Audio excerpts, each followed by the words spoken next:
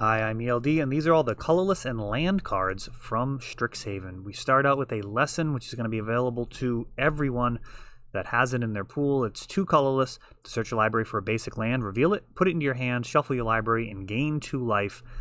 A decent little piece of mana fixing, something that you could actually play main deck. Most of these lessons, you're not really excited to play main deck, but this is, it's bad, but it's probably not the most embarrassing, like 23rd card that you could sleeve up. Usually you only want to spend like 1 mana for this type of effect, as it's not generating card advantage, but it is fixing your mana, which is very important in some limited formats, and you're gaining life, which is a nice little bonus. Expanded Anatomy, the 3 casting costs sorcery. Of course, all of these lessons are sorceries. You put 2 +1/+1 counters on target creature, and it gains vigilance until end of turn.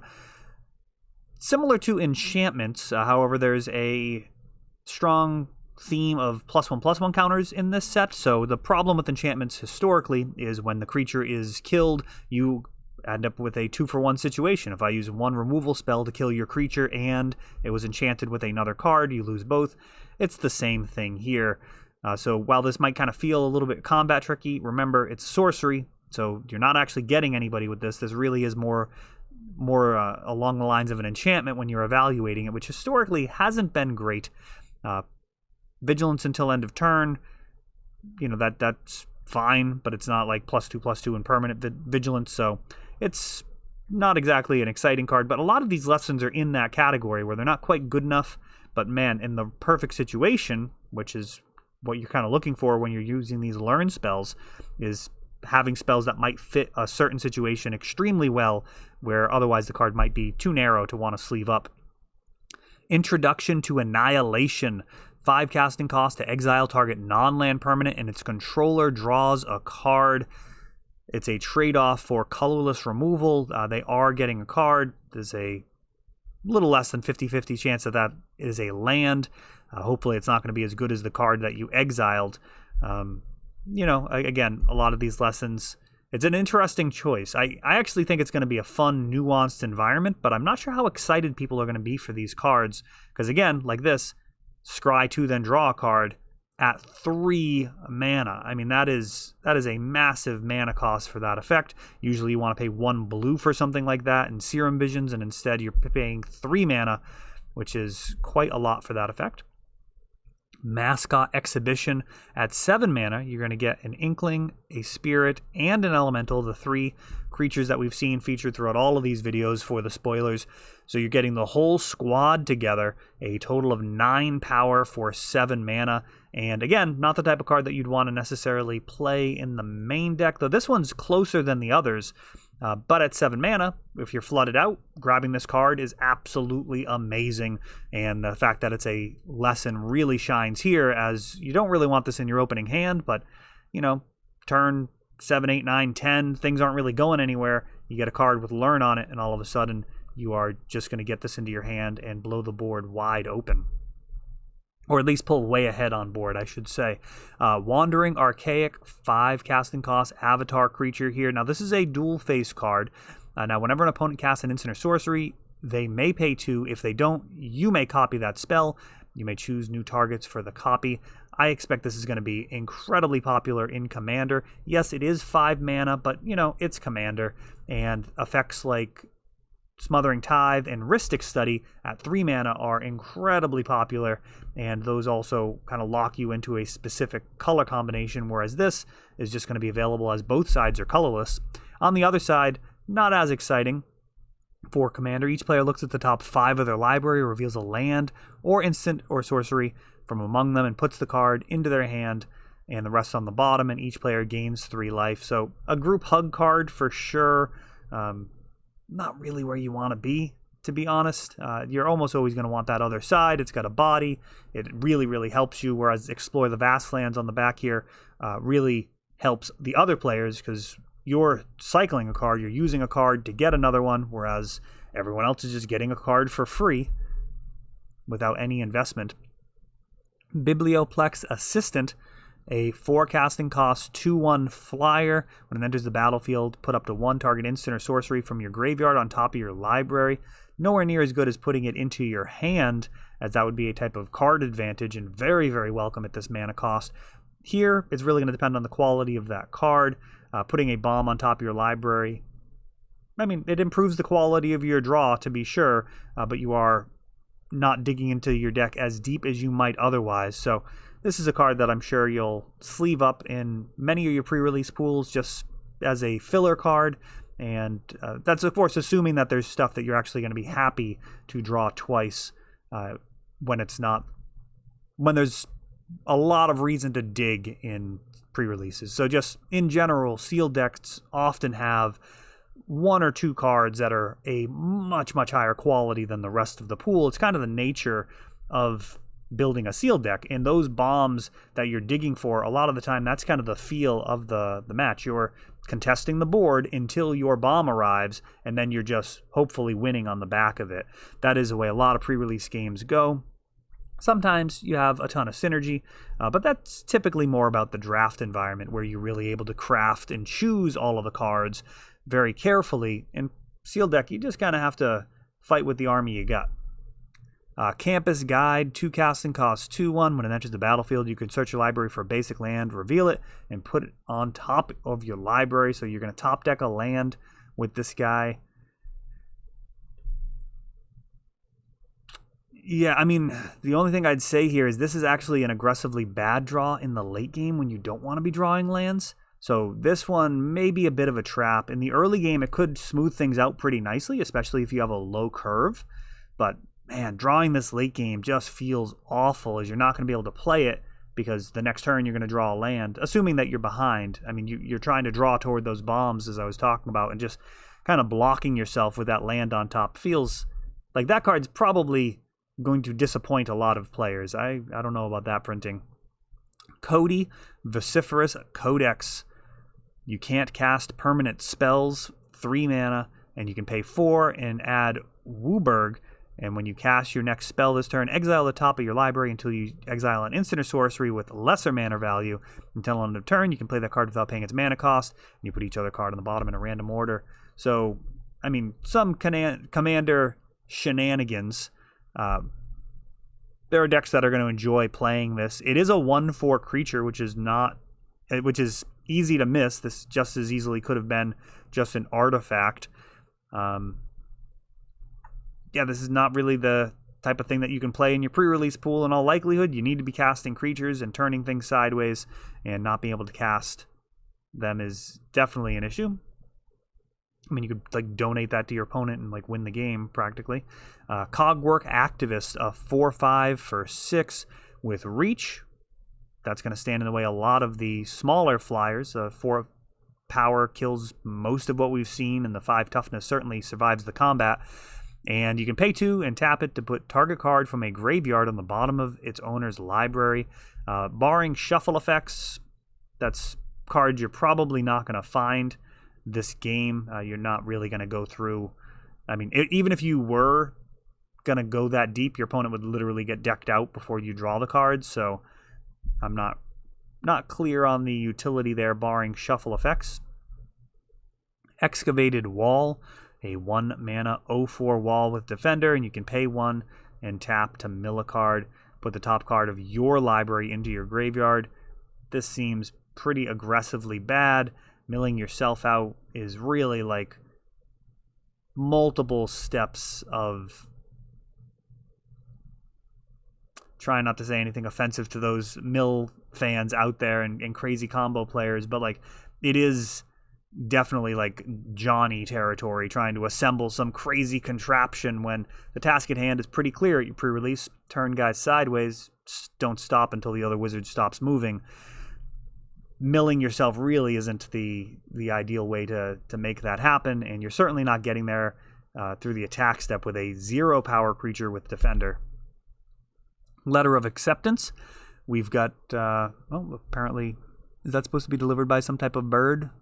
I feel like it should be an owl if they're really going on the nose with the Harry Potter ripoff.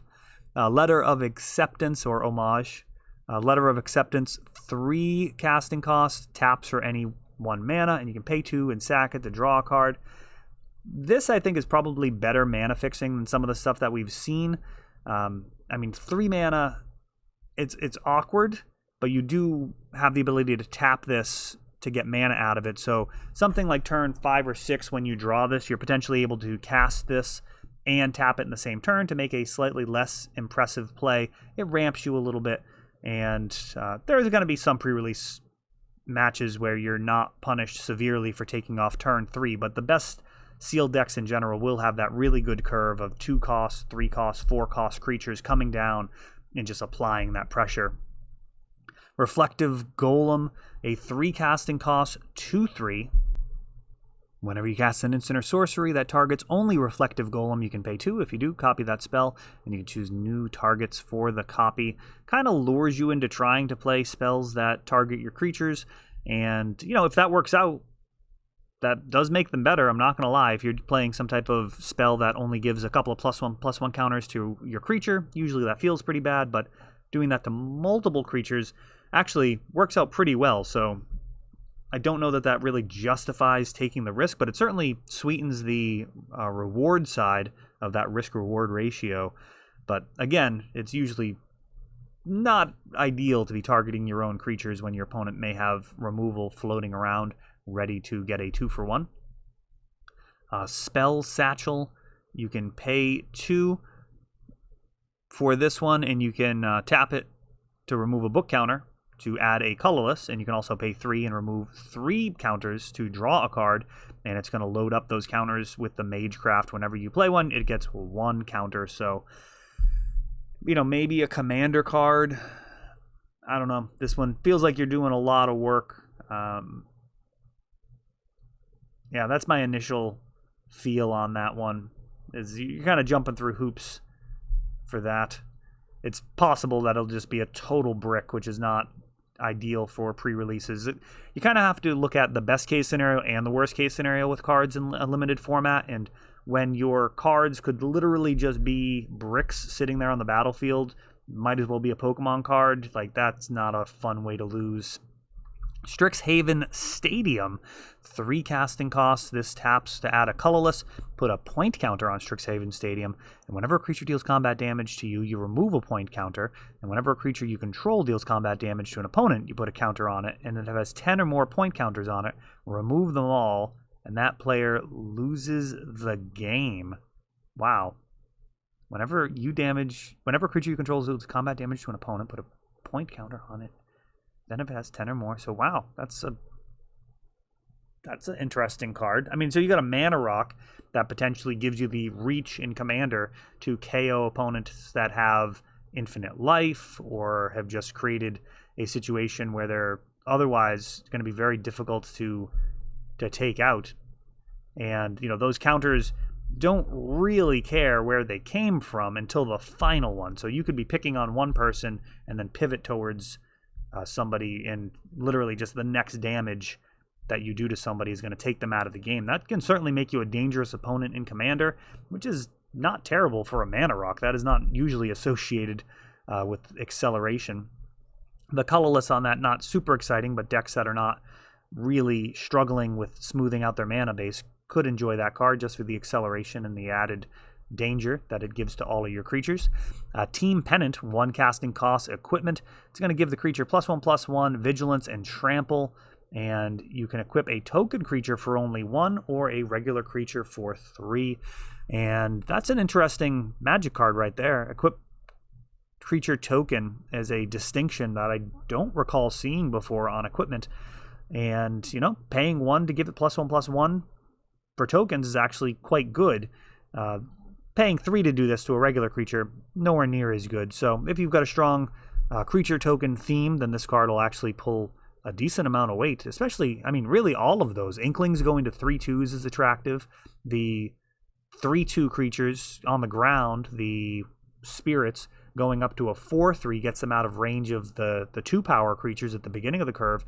And then going from 4/4 to 5/5 is also significant. Those are all increments that are relevant to sealed. So, I mean, as far as tokens goes, that's nice. I mean, the reason I say that with the 4/4, for example, is now you're out of range of even getting double blocked by a pair of 2/2s. Like your 4/4 trading in with some 2/2s, that'll happen sometimes, and you'll generally be kind of happy about it. I mean, you'll take it, but it is what it is. You know, you got a 2-for-1, and that's good enough.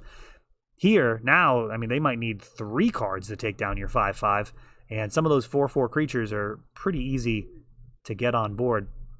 Zephyr Boots, 1 casting cost. Equipped creature has flying, and whenever it deals combat damage to a player, draw a card, then discard a card.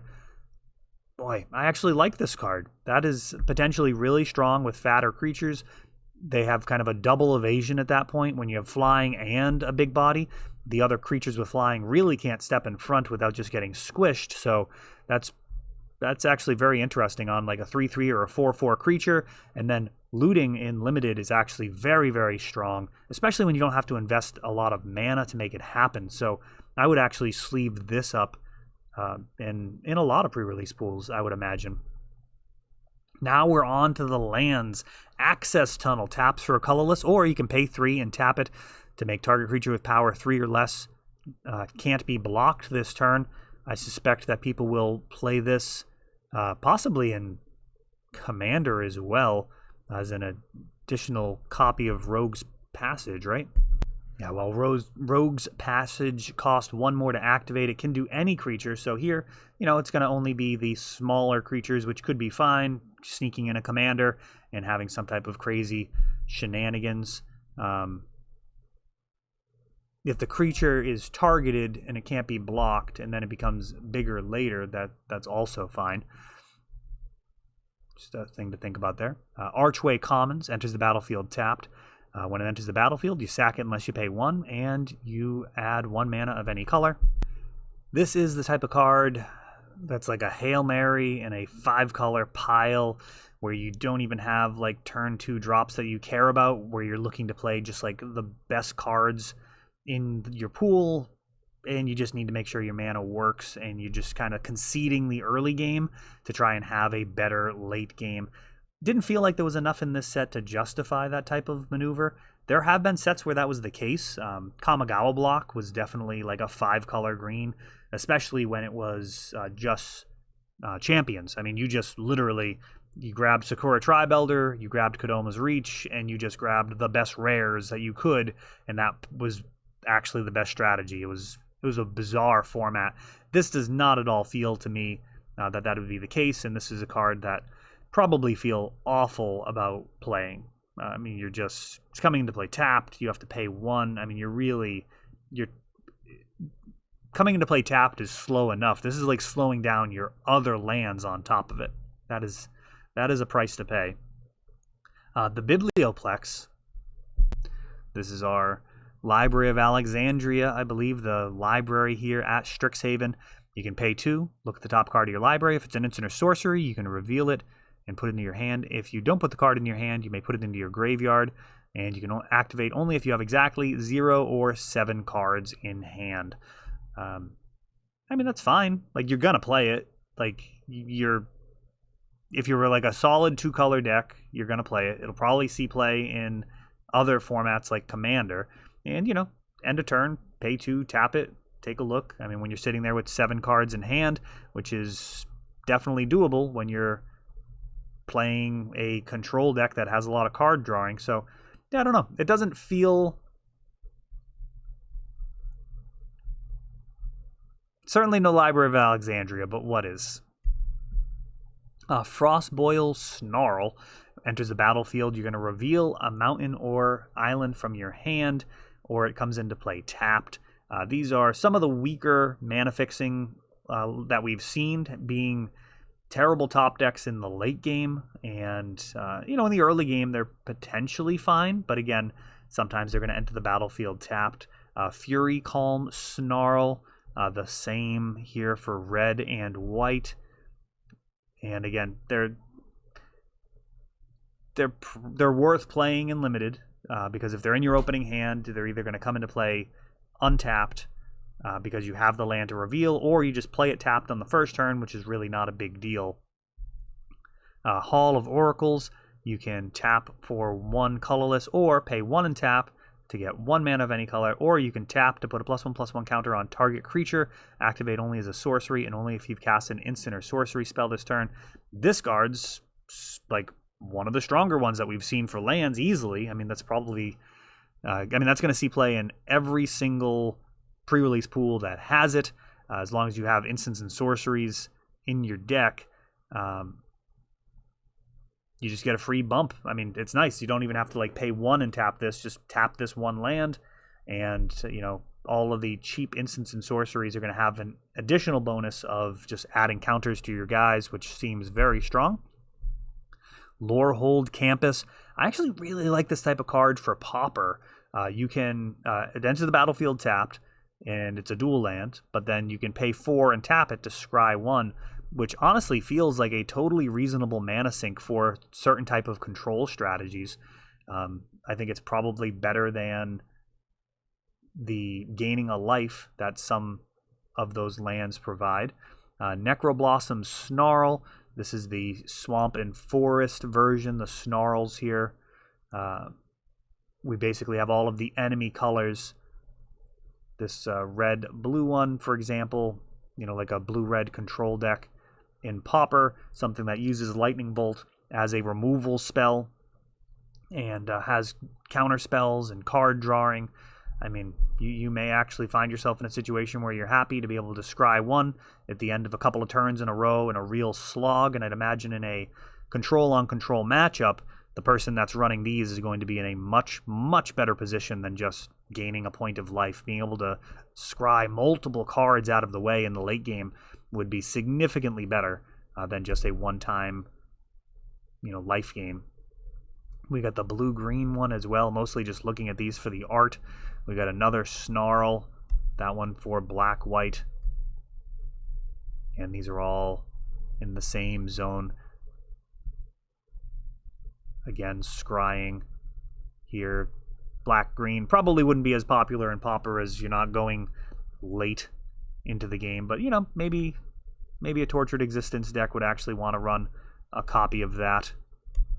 They have the ability to get it back from the graveyard, and it can give some utility. Not quite as good as drawing a card off of it, but you know, it's a land. That's a lot of work for a land to be doing. All right, well, that's almost the entire set. I still need to do green, but we are getting through this set, and I am looking forward to seeing people come out for this Friday. That is all for this one, but don't worry, there is a lot more. You can check out our older videos, and we're always putting out new videos from ELD's Time Vault Games in Bellingham, Massachusetts. If you want to help the channel, of course, you can like, subscribe, share, tap that notification bell so you can know the next time our new videos come out. Thanks for watching.